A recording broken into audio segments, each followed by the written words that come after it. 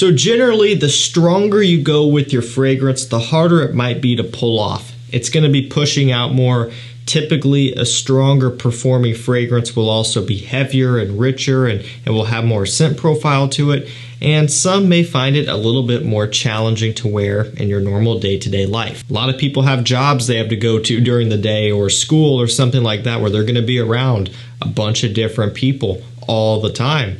And while you may be tempted to overspray everything and have a whole bunch of fun doing that, sometimes you have to be a little bit realistic, and you have to be a little bit more moderate with your spray routine depending on your occupation or your job or your schooling or whatever it is that you may be. But let's say you have an occupation or a job, or you just don't care and you like wearing strong beast mode fragrances, okay?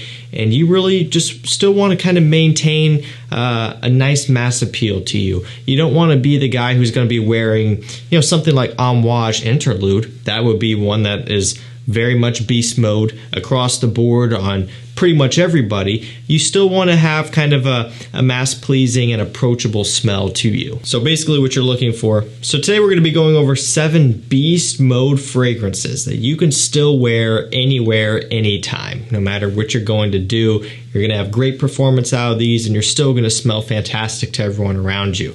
You're not going to be smelling like some weird niche fragrance that people are going to look at you kind of weird about. And so with that, we have all designers here in this video. Nice little range of fresher and sweeter and everything in between. So let's go ahead and dive right into this one. I want to start off with YSL Y Parfum.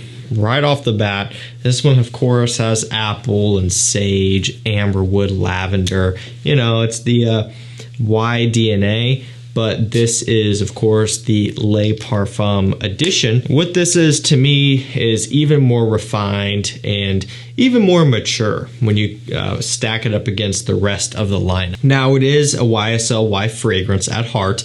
It's not going to be, a Dior Eau Sauvage, super mature, citrus aromatic, kind of old man smelling fragrance, as some people would call it, right? We're not going in that direction.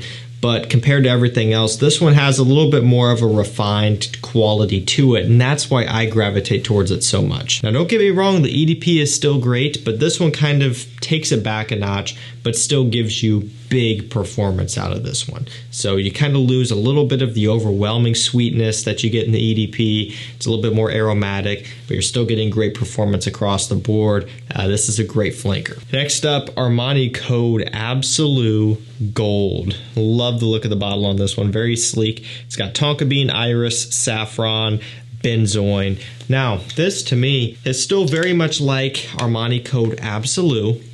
But one thing you'll notice, of course, is the iris and the saffron. And so this has a little bit more of kind of a silky, rich, smooth quality about it. And that's not coming from the tonka or the benzoin, right? Those notes are prominent over in the original. That one, of course, has the tonka bean, the vanilla benzoin, orange, suede, right? But what this one does is kind of veers off in a little bit of a different path. You're still getting that Code Absolu DNA, but with a little bit of an iris note. So for any iris lovers out there, you're going to find that you pick up on that. It's more so a texture thing in this one. It's not an iris bomb. It doesn't smell like Dior Homme Intense or something, right? People will see iris and see that it's sweet and think it smells like that. No, that's not how it is. But it does have a nice little bit of a smooth, rich, silky creaminess that the original Code Absolu lacks a little bit. And this one also has fantastic performance, given that it's mostly composed of pretty much all sweet, heavy notes. Has a lot of rich, a lot of depth to it. It hangs in the air for a good amount of time, and it lasts for a very long time on skin. Definitely beast mode, but still very mass pleasing. Next up, a relatively affordable one here from a brand that releases a ton of fragrances. And so it's kind of one of those deals where you have to sort through and find the really good ones. And this is one of those really good ones from the brand. Issey Miyake Nuit. This is going to be the Parfum version. So there's a few really good ones. Pulse of the Night, Polaris, Noir Argent, which I'm starting to wonder if maybe that's been discontinued because it's out of stock And it's definitely a bummer because that was one of my favorites. That was one of the first ones that I discovered that really shocked me from the brand.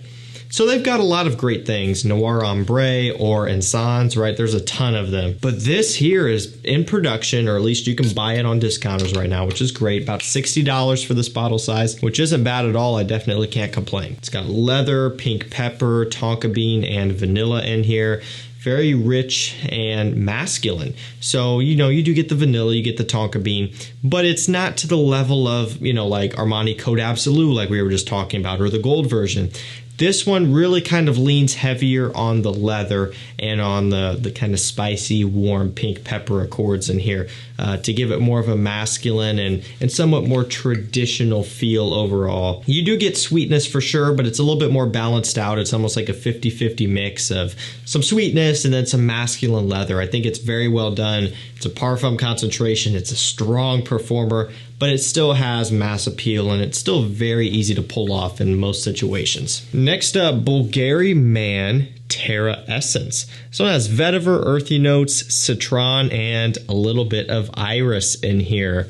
So this is going to be one of those hit or miss scents for a lot of guys out there probably, and I could see why. But here's kind of how I describe it. It smells to me like a mix of a couple popular fragrances, and those are going to be Gucci Guilty Absolute and Terrae Eau Intense Vetiver, or the original, kind of a combination of both of those, I guess, and then Gucci Guilty Absolute. So let me break that down really quickly. You get this kind of earthy, leathery accord from the Gucci Guilty Absolute fragrance, right? It kind of has a little bit of that going on. Done by the same perfumer, Alberto Marias. It kind of all makes sense here in that regard. Then you get the citron and vetiver accords in here, which reminds me very much of Terrae Eau Intense Vetiver.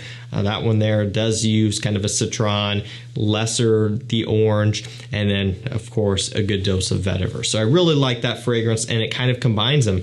And so you get something here, which is quite an interesting combination. You know, it's not your Versace Eros DNA, that's for sure. If you want to stand out and be different, you can go for this one. It's got great performance, but even though I described it in that weird way, it's still very wearable. You can wear this in most any situation and no one's going to think that you smell bad. You just kind of have to wear it with some confidence. So many people get so scared off by things. Guys, just spray it on and wear it. What's the worst that can happen, really? You get one bad comment maybe from someone that doesn't even matter. You go on throughout your day. Just, you know, it's not a big deal. You can pull this one off easily, trust me. Next up, Haramain's Detour Noir. Latent clone, simply put, not even going to go any further. It's a strong performer. It's about latent for about $30, maybe a little bit less, $28, $29, 100 milliliters here. And this, just like latent, has great performance. You know, it really shocks me with this here. Latent, now, given the price point, I would hope that it had good performance, and I was right going into that. It does have great performance. Really, all my Parfums de Marly's do really well in the performance category. And price isn't always something that will guarantee that, but you definitely hope for it. In this price range, you get what you are lucky to get, basically. And really, in this instance here, $30. It could be a 3 or 4 hour performing scent, or it can be a 9 or 10 hour performing scent. And this one's kind of right there in the 7 to 8 hour mark for me. Great performance, strong projection, and very wearable. Running down to the end, we have Tom Ford Noir Extreme. This is going to be the Parfum version here. Now, this one has vanilla, cardamom, and the signature Kulfi note. There's some leather in here as well, which kind of gives it a little bit of a different twist. It makes it a little bit more masculine. So that's kind of the trend with the parfums, is they just kind of take that original DNA and they just amplify it, and they make it a little bit more rich and refined and more for the gentleman who wants something a bit less playful. And Tom Ford Noir Extreme, even though it is from a huge designer brand, it still has a sweet, gourmand, edible smell to it. This one still follows in that kind of direction there, but with more of a masculine touch. I really like this one. I like it better than the EDP. Not that I dislike the EDP, but I like the addition of leather in here. I like just the added complexity that this one brings to the table, and it's got great performance as well, while still being incredibly wearable. And last up for this one, we have 1 Million Lucky by Paco Rabanne. This one has plum, honey, ozonic notes. Really interesting mixture. Discontinued. You could still get it on discounters though, so I will link it down below. It'll be that last link.